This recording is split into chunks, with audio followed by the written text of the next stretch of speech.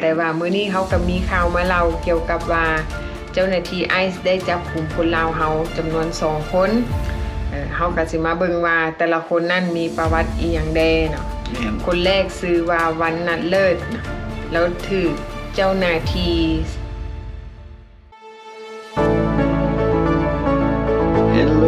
Hello สบายดีทุกคนสบายดีแม่บ้านสบายดีไอ้อุ่นสบายดี FC ทั้งภายในและต่างประเทศเนาะพี่น้องช่วงนี้ก็เป็นช่วงฮอลิเดย์คริสต์มาสใกล้จะมาฮอดแล้วอีกมื้อ1 2มื้อก็เป็นคริสต์มาสแล้วเนาะพี่น้องมื้ออื่นนี่ก็คริสต์มาสอีฟมื้อต่อไปก็คริสต์มาสเดย์เนาะ Merry Christmas ทุกคนเนาะพี่น้องเนาะทุกคนอย่าลืมเด้อไปฉลองวันคริสต์มาสเนาะถ้าหากว่าพี่น้องลาวเฮาได้ไปดื่มไปฉลองไปสังสรรค์เปิดของขวัญแต่ว่าเวลากลับบ้านอย่าลืมเพราะว่าเฮามี1มามีลูกน้อย2มาเฮาขับรถมึนเมาเนาะระวัง DUI หรือว่าเมาแล้วขับนั่นเองเพราะว่าช่วงนี้ตำรวจนี่เขาเจ้าก็กวดเข้มงวดเนาะพี่น้องเนาะอันนี้เฮาก็มาเตือนสติทุกคนดื่มด้วยความระมัดระวังแล้วอีกอย่างนึงอย่าลืมว่าเฮามีลูกน้อยถ้าหากว่าเฮามีลูกน้อยไปนำเนาะคิดว่าผู้โดยสารนั่งอยู่ในรถนั่นก็คือสมาชิกในภายในครอบครัวถ้าหากว่ามันเกิดหยังขึ้นเฮาจะมาเสียใจตามภายหลังบ่ได้เนาะพี่น้องเนาะบ่เป็นหยังดอกนี่ก็คดีนี้เฮาก็เคยเห็นเกิดขึ้นอยู่ฮิวสตันเกี่ยวกับคนเอเชียเฮาเพิ่นเมาแล้วครับแล้วก็มีลูกอยู่ในรถถูกปรับใหม่เบลบอนอย่าง $5,000 อย่างน้อยอันนี้ก็จะเสียเวลาเสียเงินไปพร้อมเนาะแล้วก็มีคดีพร้อมอีกอันนี้ก็เว้าให้กันคิดซื่อๆเนาะเตือนสตินำกันมาเตือนสติเนาะเที่ยวให้มีความสุขเนาะพี่น้องเนาะฉลองกับครอบครัวด้วยความสุขสันต์ในมื้อฮอลิเดย์นั่นเองเนาะแต่ว่ามื้อนี้เขาก็มีข่าวมาเล่าเกี่ยวกับว่าเจ้าหน้าที่ไอซ์ได้จับกลุ่มคนลาวเฮาจำนวน2คนเฮาก็สิมาเบิ่งว่าแต่ละคนนั่นมีประวัติอีหยังแดเนาะคนแรกชื่อว่าวันนัดเลิศเนาะแล้วถูกเจ้าหน้าที่ไอซ์จับตัวอยู่ที่รัฐใดอุ่นมินนิโซตาอยู่มินนิโซตาเนาะแล้วถูกศาลสั่งจำคุกเป็นเวลา7ปีข้อหาล่วงละเมิดทางเพศในปี 2006 และหลังจากนั้นเราก็ได้ไปขึ้นศาลอีกเทื่อนึงในปี 2009 โดยไปฟังคำตัดสินของศาลโดยที่ศาลสั่งจำคุกเราแล้วเนาะว่า7ปีเนาะแต่ว่าปี 2009เราก็มีคำสั่งให้เนรเทศออกจากสหรัฐอเมริกาแต่ว่าณตอนนั้นคือทุกคนฮู้แล้วว่าณตอนนั้นเวลานั้นทางด้านกฎหมายระหว่างประเทศลาวกับอเมริกาเพิ่นบ่ได้มีสัญญาที่จะส่งคนที่เฮ็ดผิดกฎหมายกลับคืนเมืองยังบ้านเกิด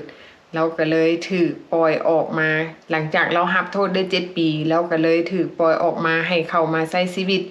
อยู่กับชุมชนเนาะเข้ามาอยู่กับพี่กับน้องแต่ว่าสิ่งที่บ่คาดคิดก็เกิดขึ้นอีกเนาะเราได้ก่อเหตุซ้ำอีกรอบ2โดยเหตุล่วงละเมิดทางเพศกับคนอื่นเนาะกันในปี 2013แม่นและเราก็ถูกจับกุมในปี 2013เนาะแล้วหลังจากนั้นเราก็ปี 2025เราก็ถูกเจ้าหน้าที่จับกุมนั่นเองเนาะ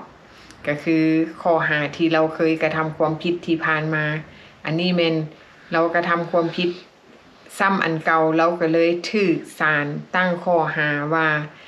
คดีล่วงละเมิดทางเพศซึ่งเป็นข้อหาร้ายแรงเป็นการกระทำความผิดทางอาญานั่นเองเนาะและคนที่2ชื่อว่าวางแซงซ่งถูกศาลตัดสินลงโทษข้อหาลักพาตัวแล้วก็ล่วงละเมิดทางเพศแล้วเราก็มีคำสั่งศาลเนรเทศครั้งสุดท้ายของเราที่มีศาลคำสั่งให้เนรเทศตั้งแต่ปี 1998ก็โดนเติบเนาะแม่นโดนเติบแต่ว่าณตอนนั้นก็คือเก่าเนาะพี่น้องณตอนนั้นศาลระหว่างกฎหมายระหว่างประเทศเขาเจ้าก็บ่มีข้อกฎหมายส่งคนที่อยู่ผิดกฎหมายอยู่สหรัฐอเมริกาส่งกลับคืนเมืองยังประเทศลาวเราก็เลยถูกปล่อยตัวออกมาใช้ชีวิตอยู่กับชุมชนหลังจากเรารับโทษไปแล้วแปลว่าณปัจจุบันนี้ศาลหรือว่าเจ้าหน้าที่ไอซ์เนาะก็เลยได้มานำจับตัวเราในปี 2025เพื่ พื่อนำส่งกลับคืนไปยังประเทศต้นทางนั่นเองก็คือหลายๆคนฮู้ว่าณปัจจุบันนี้กฎหมายบ้านเมืองเพิ่นก็มีการเปลี่ยนแปลงโดยเฉพาะปัจจุบันนี้เจ้าหน้าที่ไอซ์ก็มีการเข้มงวดกวดขันเนาะถือว่ากวดล้างคนที่กระทำความผิดที่อยู่สหรัฐอเมริกาที่เฮ็ดผิดกฎหมายในประเทศออกจากสหรัฐอเมริกาได้หลายเท่าใดแห่งดีเราก็ถูกจับอยู่ที่รัฐมินนิโซตาคือกันแม่เนาะพี่น้องแล้วเฮาก็ไปเห็นคลิปนึงเนาะจากการที่เฮาเบิ่งคลิปเฮาเห็นคลิปนึงที่เขาเจ้าโพสต์ออกมาก็เฮาก็สิเห็นว่าเจ้าหน้าที่ไอซ์ก็ได้โพสต์เกี่ยวกับว่าที่เขาเจ้าได้จับกลุ่มคนที่อยู่แบบผิดกฎหมายหรือว่าคนกระทำผิดกฎหมายเนาะเขาเจ้าก็จะมีเพจของเขาที่โพสต์ออกมาที่เฮาเห็นเนาะแต่ว่าบ่ได้มีเฉพาะแต่คนลาวที่ว่าเจ้าหน้าที่ไอซ์ที่เขาเจ้าออกมานำเสนอให้เห็นว่าคนที่เฮ็ดผิดกฎหมายหน้าตาเป็นแนวใดแม่นเนาะบ่แม่นแต่แม่นคนลาวเนาะคนชาติอื่นก็มีแต่ว่าอันนี้แม่นเฮาเก็บภาพบรรยากาศว่าคนลาวเฮามีผู้ใดแดแต่ว่าสิ่งที่เฮาเอามานำเสนอมันบ่แม่นการวิจารณ์หรือว่าการออกมาเว้าในสิ่งที่บ่ดีอันนี้แม่นเฮาการนำเสนอเพื่อให้ทุกคนได้ฮู้ว่าคนลาวเฮามีผู้ใดใดที่กระทำความผิดย้อนเหตุผลใดเขาเจ้าหน้าที่ไอจึงจับเนาะและอีกอย่างนึงมันก็เป็นข้อดีอีกอย่างนึงเพราะว่าเฮาได้มี FC อยู่ทางประเทศลาวเพิ่นได้โทรเข้ามาเนื่องจากว่าเพิ่นเห็นคลิปของพวกเฮาที่ลงไปหลายเดือนที่ผ่านมาเนาะบังเอิญคนอยู่ในคลิปนั่นเป็นอ้ายของเพิ่นเองเพิ่นก็เล่าให้ฟังว่าอ้ายของเพิ่นเนาะเคยติดต่อหาน้องสาวอยู่เมืองลาวติดต่อกันเป็นประจำอยู่มามื้อนึงแหละขาดการติดต่อไปเฮิงเติบเพิ่นว่าเด้โทรหาอ้ายจังใดก็บ่รับสายแล้วก็มีความเป็นห่วงบ่ฮู้ว่าอ้ายสิเป็นหยังบ่แล้วก็บ่ได้ฮู้อีกว่าอ้ายถูกจับจนกระทั่งเราได้เห็นคลิปที่เฮาเอาออกไปเนาะแล้วก็เลยโทรเข้ามาซอกหาอ้ายอยากฮู้ว่าตอนนี้อ้ายเราเป็นตายให้ดีแนวใดหรือว่าถูกเจ้าหน้าที่ไอซ์จับตัวส่งเงินยังประเทศลาวแล้วเนาะเฮาก็สิพยายามซอยเนาะซอกหาซอยว่าตอนนี้อ้ายเราอยู่ไสแล้วก็ให้เบอร์โทรติดต่อบอกชื่อบ้านนามสกุลว่าสามารถติดต่อหาเราได้อยู่ไสถ้าหากว่าอ้ายเราถูกจับกุมแม่นอันนี้เราก็เป็นห่วงนะหลังจากเราเห็นเฮาโพสต์วิดีโอที่อ้ายถูกจับลงไปแล้วก็ใจหายมีความคิดกังวลหลายเนาะเฮาก็เลยอธิบายให้เพิ่นฟังว่าตำรวจก็จะจับไปกักขังกระเจ้าก็จะดำเนินคดีแล้วก็จะสิส่งไปประเทศลาวแม่นอาจจะไปถึงประเทศลาวสุดนี้เฮาก็บ่ฮู้เพราะว่าเฮาต้องได้ซอกหาชื่อและนามสกุลเราซะก่อนอีกครั้งนึงเฮาก็จะได้ซอยเพิ่นก็ต้องการความช่วยเหลือเนาะหลังจากเฮาว่านำเพิ่นก็เพิ่นก็ว่าเป็นตาอีต้นเพิ่นก็อยู่แถว อยู่แถวใกล้ๆอยู่บ่แม่นอยู่แถวเวียงอยู่นอกเวียงไปเพิ่นก็สิย่านแน่เพิ่นสิมาหาขี่รถเข้ามาเวียงเพิ่นก็ย่านหลายสิ่งหลายอย่างเพิ่นอยู่ไสอยู่แถวสวรรณเขตแม่นเนาะเพิ่นอยู่สวรรณเขตแต่ว่าออกไปทางชนบทได้จักหน่อยเนาะและอีกอย่างนึงเพิ่นก็บอกว่าครอบครัวเพิ่นก็ทุกข์ยากและอีกอย่างนึงถ้าหากว่าสิขึ้นมาเวียงมันก็ต้องมีค่าใช้จ่ายเพราะฉะนั้นเพิ่นก็ต้องการความช่วยเหลือถ้าหากว่าผู้ใดแบบใจบุญอยากซอยถ้าหากว่าถ้าฮู้ว่าแม่นอ้ายเพิ่นไปตกถึงเมืองลาวแล้วเพิ่นก็ต้องการความช่วยเหลืออันนี้เฮาก็สิพยายามซอกหาผู้ใหญ่ใจดีเนาะถ้าหากว่าฮู้ว่าอ้ายเพิ่นฮอดเมืองลาวแล้วเฮาก็จะติดต่อหาผู้ใหญ่ใจดีเพื่อจะแลนหนังสือหรือว่าติดต่อหาผู้ที่เป็นน้องสาวอยู่ทางเมืองลาวเนาะตามเพิ่นที่เล่าให้ฟังเพิ่นก็ละย่านแบบว่า คนคิดแนบเราแน่ตอนสิขี่รถจากสวรรค์มาหาเวียงเพราะว่าเพิ่นก็ฮู้ยินข่าวบ่ดีนะสำหรับแถวๆนั้นเพิ่นว่าเพิ่นเล่าให้ฟังว่ามันก็อาจจะมีเหตุการณ์ที่คนขี่รถตู้โดยที่เป็นรถเอกชนบ่แม่นรถของรัฐเนาะบางคนก็ถูกลักพาตัวไปเรียกค่าไทยถูกปุ้นจี้เพราะว่าเฮาบ่ฮู้เด้เพราะว่าเฮาขี่รถตู้มาบางเทื่ออาจจะเป็นโจรที่ปลอมตัวมาก็มีเนาะเป็นรถโดยสารที่ มันเป็นของเอกชนบ่แม่นของรัฐบาลเนาะพี่น้องหลากหลายสิ่งหลายอย่างเราย่านเขาก็เลยบอกว่าเอาจังซี่เฮาสิ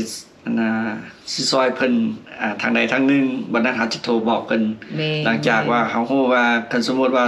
มีชื่ออ้ายของเพิ่นมาในสุดนี้เนาะเฮาแล้วจังก็สิให้เพิ่นลงมาแม่น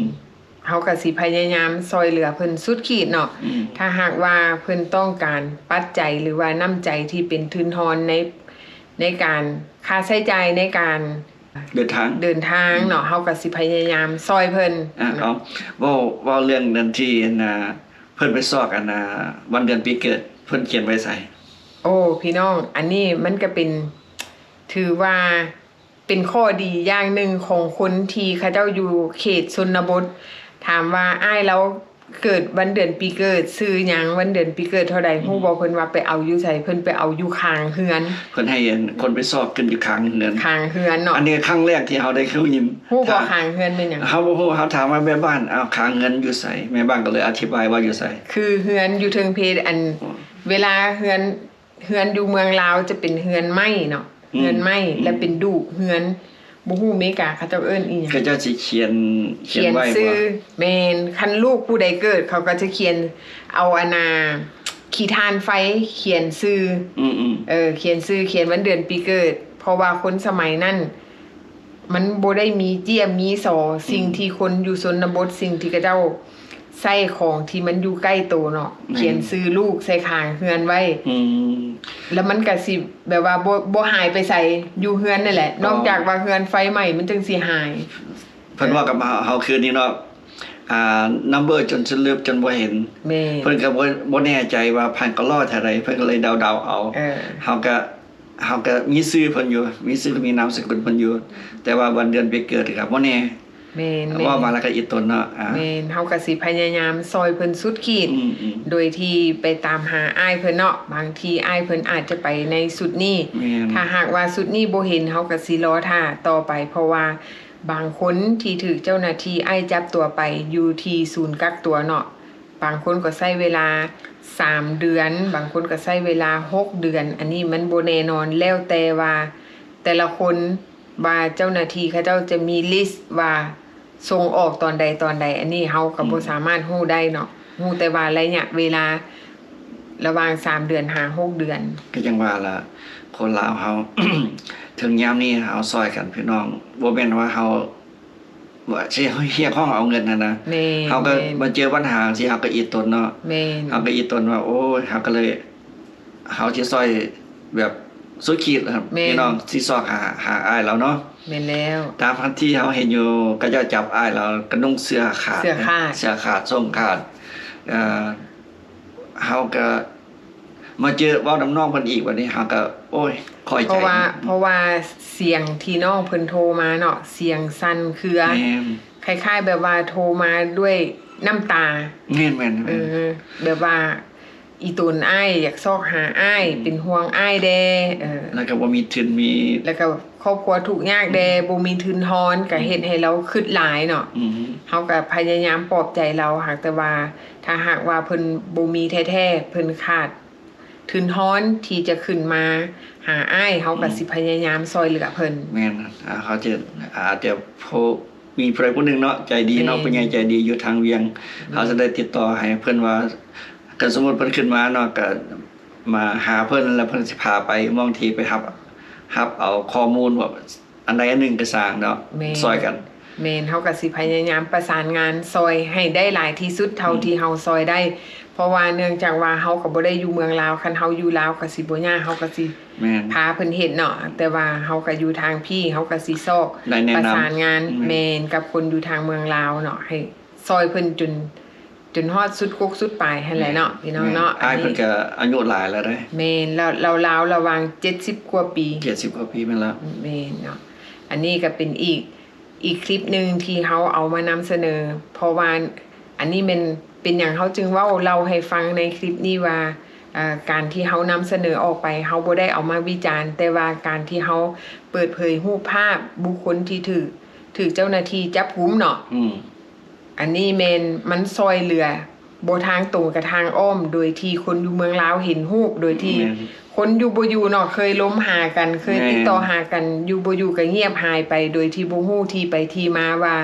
เป็นตายให้ดีแนวใดจนกว่าว่าได้มาเห็นอยู่ใน YouTube ของเขา แม่นก็ถือเฮาก็ดีใจเนาะดีใจที่แบบว่ามันก็เป็นส่วนหนึ่งที่สามารถซอยให้ครอบครัวอ้ายน้องเขาเจ้าได้มาพ้อกัน แม่น เนาะอันนี้ก็เป็นเรื่องราวที่เฮาเอามาเล่าให้ฟังในมื้อนี้เนาะพี่น้องเนาะถ้าหากว่ามีหยังเปลี่ยนแปลง หรือว่ามีข่าวหยังเพิ่มเติมเฮาก็จะมาเล่าให้ทุกคนได้ฟัง แต่ว่าเฮาก็ติดตามสาวสวรรค์นี่ไปนํกันเนาะว่าเรากับอ้ายเราสิได้พ้อกันบ่แล้วอ้ายเราได้เมือฮอดเมืองลาวสุดนี้น้ำหมู่บ่เนาะพี่น้องติดตามไปนํกัน ถ้าหากว่ามีหยังคืบหน้าเฮาก็จะมาเล่าให้ทุกคนฟังใหม่เนาะพบกันใหม่คลิปหน้าเด้อบ๊ายบาย บ๊ายบาย